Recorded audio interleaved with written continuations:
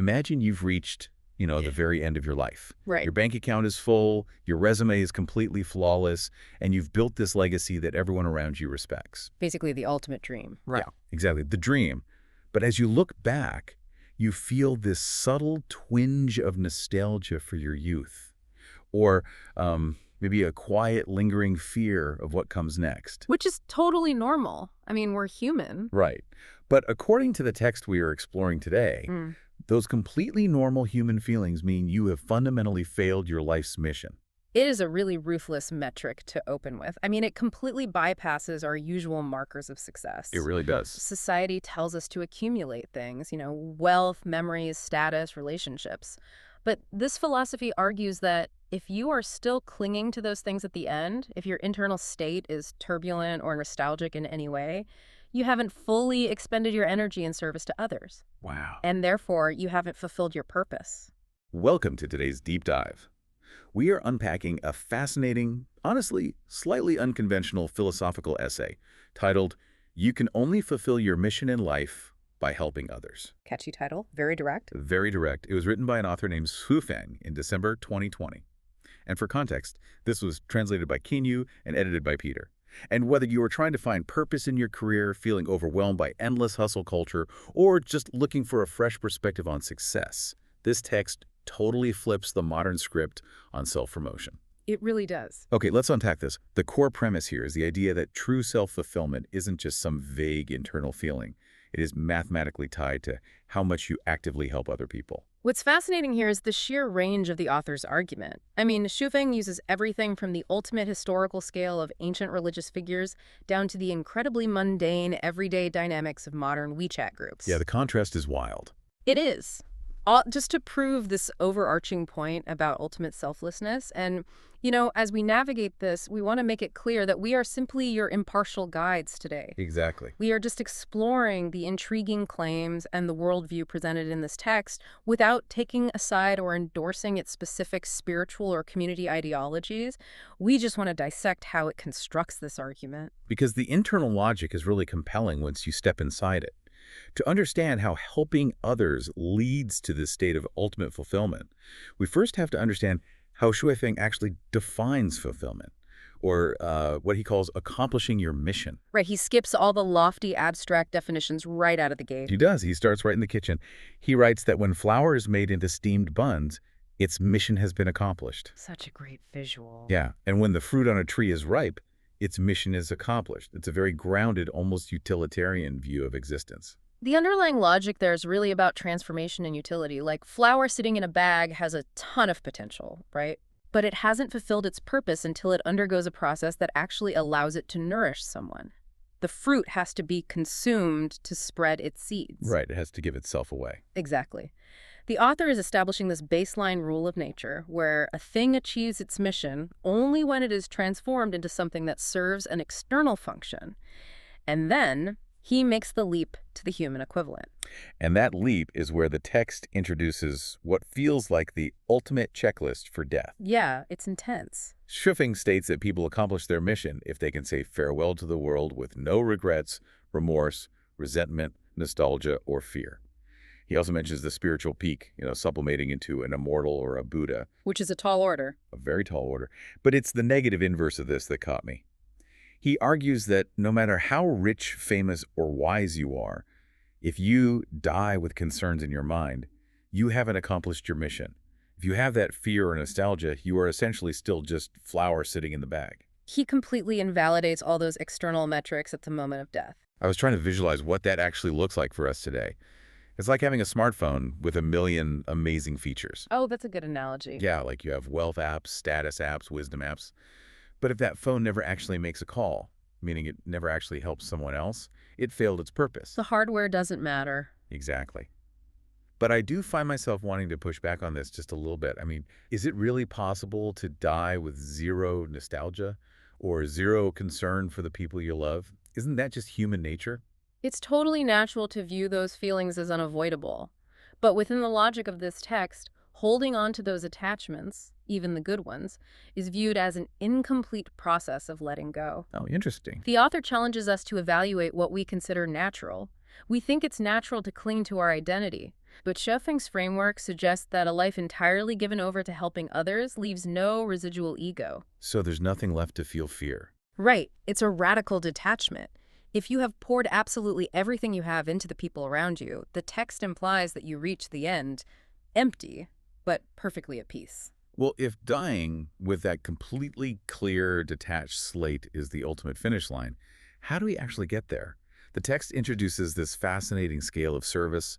I like to call it the mathematics of altruism. Oh, I like that phrasing. The core equation from the text is that the process of helping others is actually fulfilling yourself. The more you serve, the greater the achievement. It's a direct proportional correlation. And to prove how this scales, the author points to historical figures, specifically Jesus and Sakyamuni, the Buddha. Right.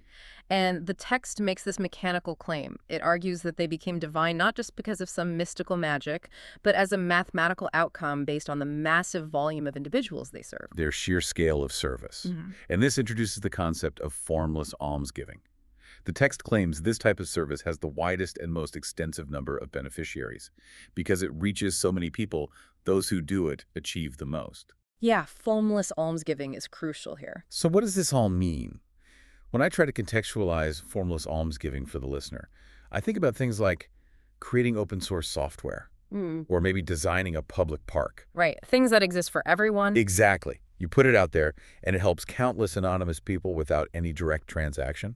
You aren't collecting a toll at the park gate, Yeah. But its impact is boundless. If we connect this to the bigger picture, you are hitting on exactly why this concept bypasses the ego. Transactional giving, where I help you, you help me, maintains a ledger of decks. It keeps the ego intact. Exactly. But formless almsgiving, you are just broadcasting nourishment into the void. And what's brilliant about this essay is how Zhu takes these massive figures like Jesus and Buddha and crashes this ancient concept directly into modern digital communication. It's such a sudden pivot. We go straight from Sakyamuni to the daily operations of a WeChat group. The author brings this philosophy crashing down into his own personal life and his specific community, which is known as Lifechanyuan. Right. Lifechanyuan is the community he leads. And here is where Feng gives an incredibly blunt assessment of his own worth. He states that his achievement depends entirely on what the Chanyuan Celestials, his followers, achieve. He essentially shatters the traditional guru complex. He does. He says if they don't achieve anything, then he is, and this is a direct quote from the translation, just a bunch of stinky shit, nothing more. It is such a jarring metaphor to find in a philosophical text. I know, but it proves his point perfectly. He's saying he possesses zero intrinsic value in a vacuum. He must achieve his goals by helping them achieve theirs. It is the ultimate decentralization of self-worth. And to show how this reciprocal ecosystem functions, the text gives us a very modern case study of a WeChat user. The case study of Lotus. The text mentions a user with the network name Great Freedom Transformation of Lotus. And Lotus shared a ton of Lifechanyuan content in many WeChat groups. Right, doing the legwork. Yeah, and she wrote articles explaining Feng's essence. And the result? Lotus received praise from over 100 Chanyuan celestials in a very short time. The text argues this is a huge achievement since most people get very little praise in their lifetime. It's a massive influx of validation. But here's where it gets really interesting. I have a question about this. Wait, if the ultimate goal is to be totally selfless, isn't doing all this just to get praise from 100 people inherently selfish? Doesn't that contradict the whole egoless steamed bun idea? I totally get why it looks like a paradox on the surface. But within Feng's framework, the praise isn't the objective. The praise is just the evidence that the value is provided. Oh, I see. The text literally asks, if you do not help others, who will help you? It shows a symbiotic ecosystem. Lotus isn't extracting praise. She's generating value through formless almsgiving, and the community naturally elevates her in return. So the praise is basically just the receipt showing the formless alms landed. Precisely. It's mutual elevation. Okay, that makes sense. So the text shows us what success looks like with Lotus. But it also gives us a sharp critique of what failure looks like in the digital age, drawing a stark contrast with this other group.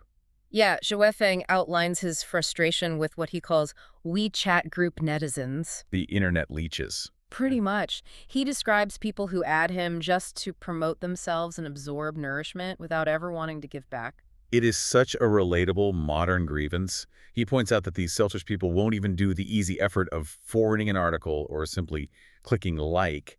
They're just entirely extractive. And the text renders a tragic verdict on them because of this stinginess. Yeah, what was the phrasing? The text argues that they will be submerged in the long river of history. Even if they have profound wisdom, it's rendered completely useless because it lacks action. Submerged in the long river of history, it's a bleak warning. And the author contrasts this directly with the Chanyuan celestials. The text claims that despite suffering devastating blows for over 10 years, this group remains optimistic. They are incredibly resilient. Yeah, romantic, they continually build homes, and they move on together playing and laughing. And the text asks why. It's because they only want to dedicate and give, never caring about personal gains. Consequently, their lives are fulfilled. When you decentralize your ego to that degree, you become strangely bulletproof. Devastating blows might hit the physical community, but they can't destroy the internal fulfillment of its members. Because their fulfillment is locked into the act of giving. Exactly. Which leads to the warning. You have to go all out to help others, or everything you do and you yourself will become a dream bubble. You'll just come to nothing. A dream bubble just popping and vanishing. It really ties everything together. Wisdom without action is just a fleeting cloud. And, it makes you reflect on how easily we all consume information like podcasts, newsletters, articles, without translating it into helpful actions for others. This raises an important question for all of us. You have to evaluate your daily digital and physical interactions. Are you extracting nourishment or are you providing it? We've covered such a wild journey today. From steamed buns and dying without regrets to the vast scale of Sakyamuni's service, all the way down to the everyday choice of whether or not to click like on WeChat. It really scales across every aspect of life. It does. The ultimate takeaway from Zuefeng's text is that selflessness isn't just morally good, it is the only functional mechanism for your own fulfillment. And I want to leave everyone with a final thought to mull over, building on that source material. We just discussed how formless almsgiving reaches the most people and how digital actions count as service in this philosophy. Right. If our digital footprints essentially last forever, does our online behavior, every shared post, every encouraging comment, essentially become a modern, permanent form of that formless almsgiving? Are we unknowingly writing the code for our own spiritual fulfillment or our own digital selfishness every time we log on? Wow. That entirely changes the weight of opening an app. It really makes you think twice about being a WeChat netizen. Thank you for joining us on this deep dive. Go out, log on, and find a way to be the nourishment for someone else today.